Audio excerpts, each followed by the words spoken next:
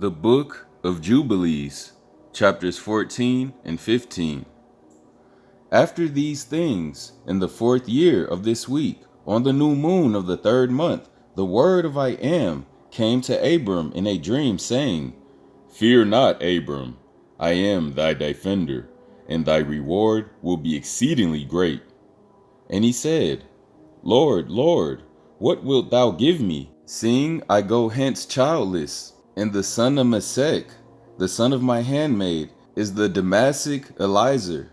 He will be my heir, and to me thou hast given no seed. And he said unto him, This man will not be thy heir, but one that will come out of thy own bowels. He will be thine heir. And he brought him forth abroad, and said unto him, Look towards heaven, and number the stars, if thou art able to number them. And he looked towards heaven, and beheld the stars, and he said unto him, So shall thy seed be. And he believed in I Am, and it was counted to him for righteousness. And he said unto him, I am the Most High that brought them out of Ur of the Chaldees, to give thee the land of the Canaanites, to possess it forever. And I shall be thy power unto thee and to thy seed after thee. And he said, Lord, Lord, whereby shall I know that I shall inherit it? And he said unto him, Take me an heifer of 3 years, and a goat of 3 years, and a sheep of 3 years, and a turtle dove, and a pigeon. And he took all these in the middle of the month, and he dwelt at the oak of Mamre, which is near Hebron. And he built there an altar, and sacrificed all these, and he poured their blood upon the altar, and divided them in the midst, and laid them over against each other. But the birds divided he not. And the birds came down upon the places, and Abraham drove them away, and did not suffer the birds to touch them. And it came to pass, when the sun had set, that an ecstasy fell upon Abram, and lo, an horror of great darkness fell upon him. And it was said unto Abram, Know of a surety that thy seed shall be a stranger in a land that is not theirs, and they will bring them into bondage, and afflict them 400 years. In the nation also to whom they will be in bondage shall I judge, and after that they will come forth hence with much substance. And thou wilt go to thy fathers in peace, and be buried in a good old age. But in the 4th generation they will return hither, for the iniquity of the Amorites is not yet full. And he awoke from his sleep, and he arose, and the sun had set.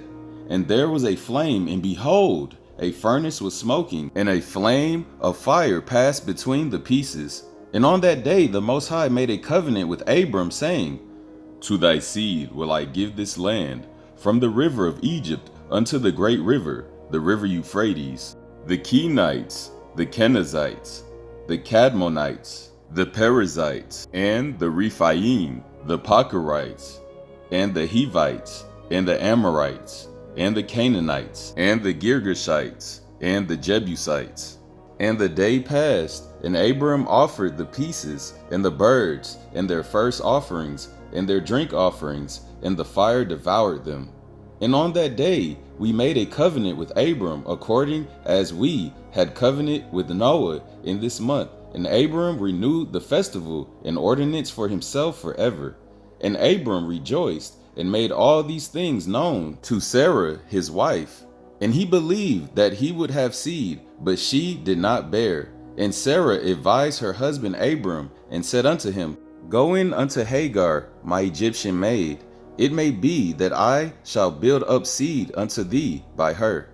And Abram hearkened unto the voice of Sarah his wife, and said unto her, Do so.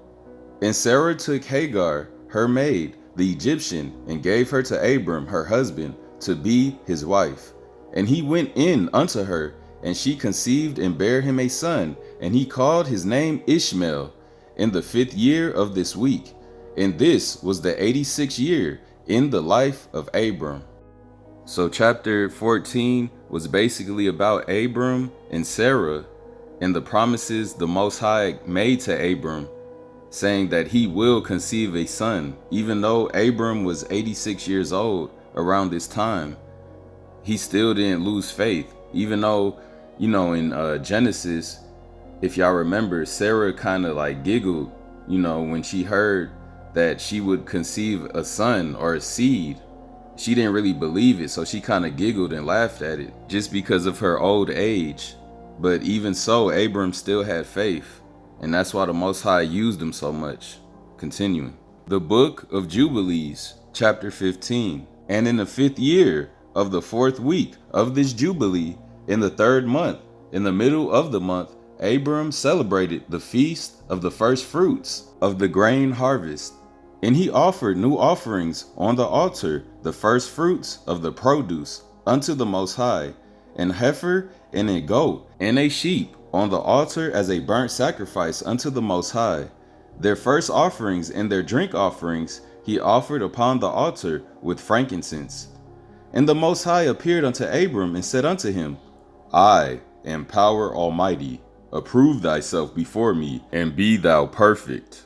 And I will make my covenant between me and thee, and I will multiply thee exceedingly. And Abram fell on his face, and I talked with him and said, Behold, my ordinance is with thee, and thou wilt be the father of many nations. Neither will thy name any more be called Abram, but thy name from henceforth, even forever, shall be Abraham.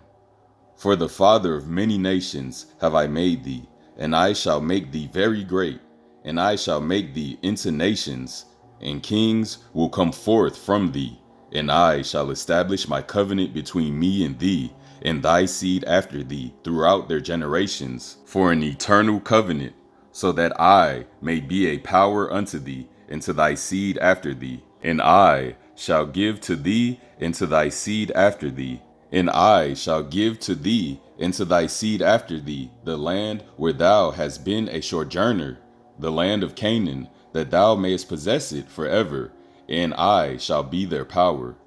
And the Most High said unto Abram, And as for thee, do thou keep my covenant, thou and thy seed after me, and circumcise ye every male among you, and circumcise your foreskins, and it will be a token of an eternal covenant between me and you. And the child on the 8th day ye will circumcise, every man throughout your generations, him that is born in the house, or whom ye have brought with money from any stranger, whom ye have acquired, who is not of thy seed. He that is born in thy house will surely be circumcised, and those whom thou hast bought with money will be circumcised, and my covenant will be in your flesh for an eternal ordinance. And the uncircumcised male who is not circumcised in the flesh of his foreskin on the 8th day, that soul will be cut off from his people, for he has broken my covenant.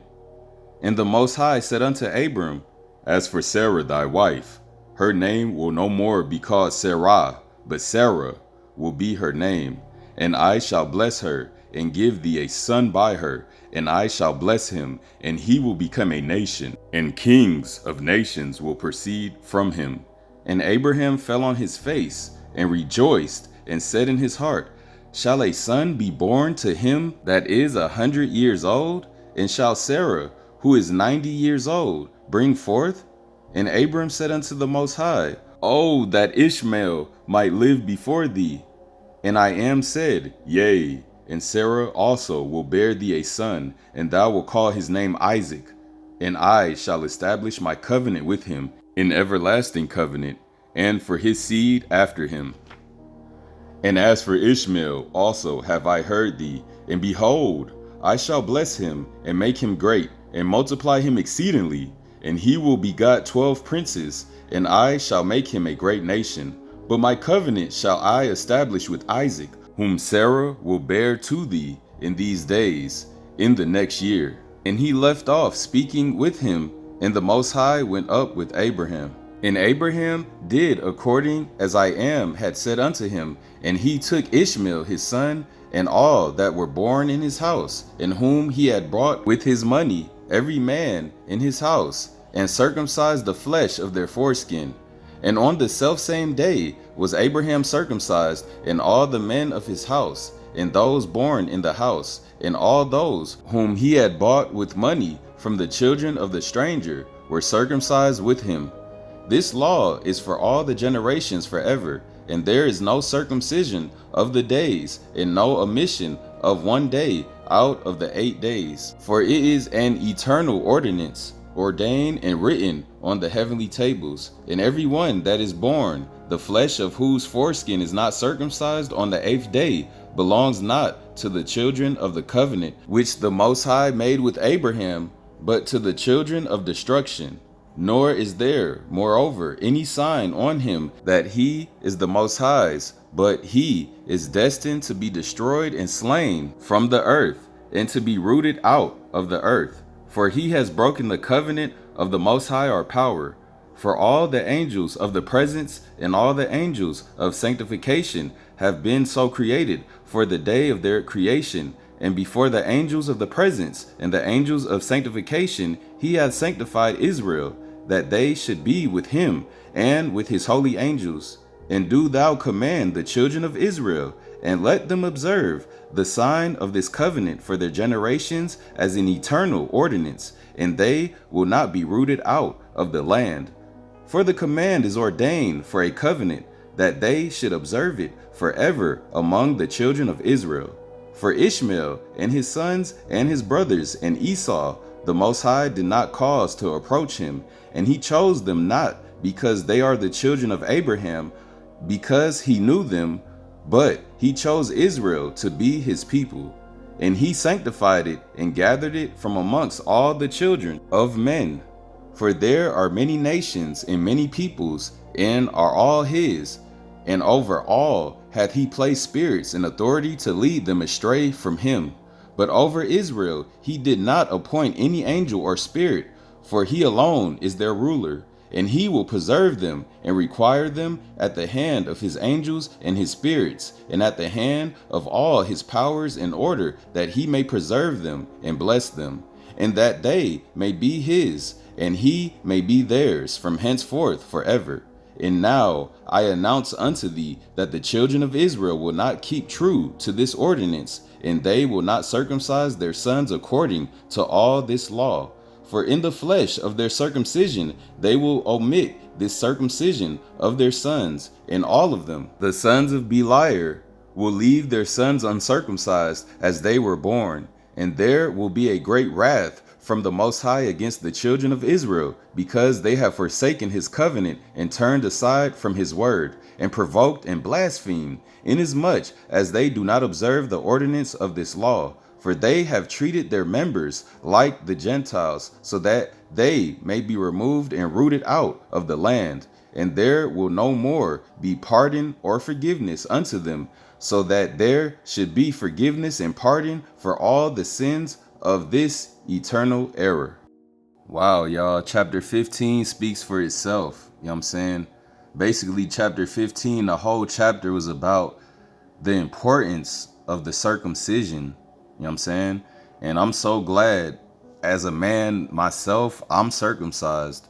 And whenever I do have children, my firstborn son, he will have to be circumcised. There's no getting around that. You know what I'm saying? Because I do not want my soul to be damned because of that.